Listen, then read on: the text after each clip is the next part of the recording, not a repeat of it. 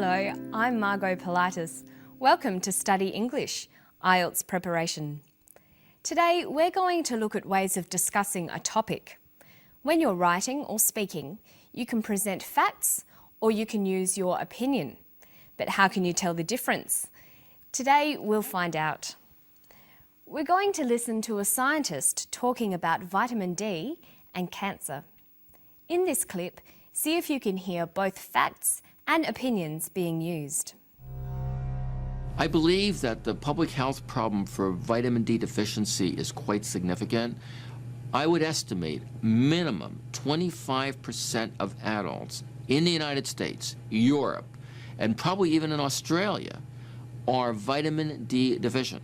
I mean, if you think about it, over 250,000 women in the United States will develop breast cancer this year. Something like 50,000 will die.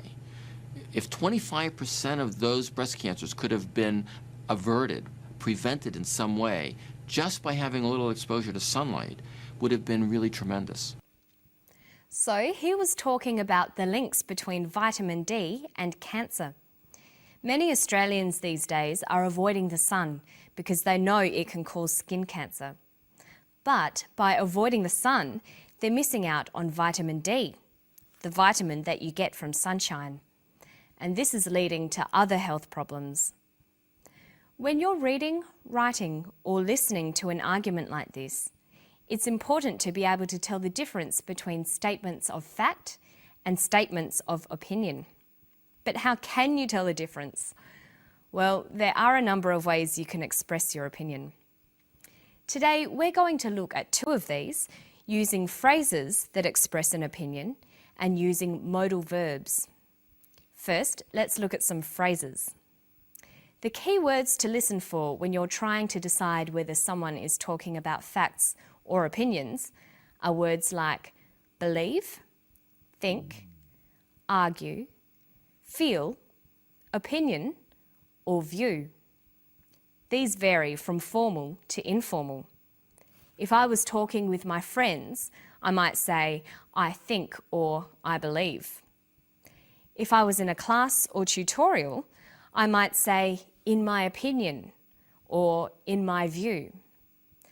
But if I was writing an essay or giving a very formal talk, I'd probably choose, it is believed, or it is thought. In formal writing, many people think you should avoid using the word I, even if you are giving an opinion. Here's the clip again. Listen for some of those phrases. I believe that the public health problem for vitamin D deficiency is quite significant. I mean, if you think about it, over 250,000 women in the United States will develop breast cancer this year. Something like 50,000 will die. Another way we can express opinions is by using modal verbs. Modal verbs express opinions and attitudes. They make statements less certain or less definite. They can also be used for recommending and advising. Here are the modal verbs used for opinions. Would, should, could, might. These words signal that the speaker is giving an opinion. Look at these examples. Can you tell which ones are facts and which ones are opinions? 50,000 will die. 50,000 might die. The second statement uses might. It's an opinion. Here's another one. I do not think small amounts of sunlight increase the risk of cancer. Small amounts of sunlight do not increase the risk of cancer. In the first statement, you can see I do not think. This is an opinion. Now look at these two sentences. I believe that vitamin D deficiency might become common among adults. Vitamin D deficiency will affect 25% of adults. The first is an opinion. I believe, might become. The second is a fact. Will affect 25% of adults. Now let's watch the clip again. Listen for the phrases and modal verbs of opinions. I believe that the public health problem for vitamin D deficiency is quite significant.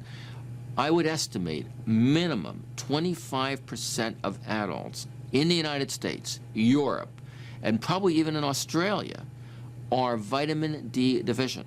I mean, if you think about it, over 250,000 women in the United States will develop breast cancer this year. Something like 50,000 will die. If 25% of those breast cancers could have been averted, prevented in some way, just by having a little exposure to sunlight, would have been really tremendous. Okay, so you can see that Professor Hollick is expressing an opinion using a combination of phrases and modal verbs. But now we're going to look at some pronunciation tips. When you're learning English, there are 3 very important parts of pronunciation.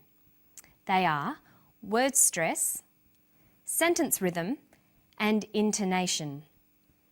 Today we're going to look at the first 2. How you can practice word stress and sentence rhythm together to improve your spoken English. Listen to this sentence closely for word and sentence stress. I don't think we should blame moderate, intelligent exposure to sunlight throughout our lives as the culprit for markedly increasing our risk of developing skin cancer. Notice that the speaker uses many words with more than one syllable. That is common in formal academic language. But when you come across longer words, you have to learn which syllable to stress.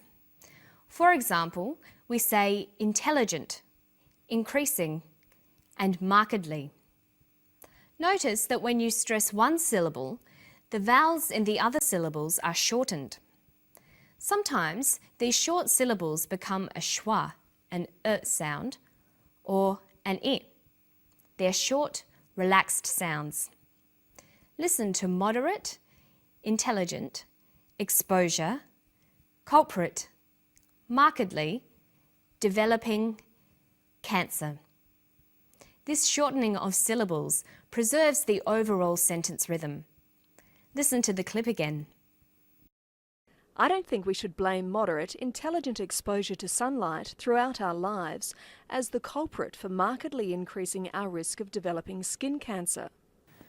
So when you're learning to speak English, you need to learn the pronunciation of individual words, but you also need to practice sentence rhythm, putting the words together into sentences. This is much easier when you get used to shortening the non-stressed vowels. Okay, listen to the clip and then we'll practice some more. I mean, if you think about it, over 250,000 women in the United States will develop breast cancer this year. Something like 50,000 will die. If 25% of those breast cancers could have been averted, prevented in some way, just by having a little exposure to sunlight, would have been really tremendous. Okay, now you can try it. Listen to this sentence. It would have been tremendous to have averted or prevented significant vitamin D deficiency. Let's look at each of those words. We'll highlight which syllable is stressed. See if you can work out how to pronounce each word. Tremendous, averted, prevented, significant, vitamin, deficiency. Okay, now let's see what happens when we put these words back into a sentence. It would have been tremendous to have averted or prevented significant vitamin D deficiency. Making your spoken English sound natural takes a lot of practice. Don't forget to listen closely to vowel sounds and sentence stress, and remember to practice reading and writing in English every day. And that's all from me today. I'll see you next time on Study English. Bye.